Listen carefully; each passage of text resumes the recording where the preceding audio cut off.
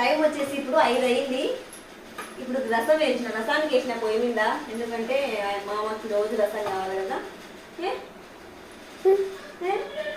అబ్బా రోజు రసం కావాలా?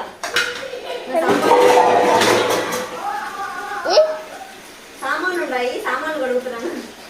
ఆ తర్వాత మళ్ళీ అన్నం వండి ఆ తర్వాత ఏం పని లేకుంటే అప్పుడు రేపు నేను బడికి పోను కదా. ఎవరు ఎక్కడికి పోరు ఆదివారం కాబట్టి. రేపు బడింది ఏమంటే నేనే పోను. రియల్లీ నిజంగా రేపు బడింది. బడి ఆడిపోదానే ఉంటుంది, సెలవు ఉంటుంది బడికి అంతే.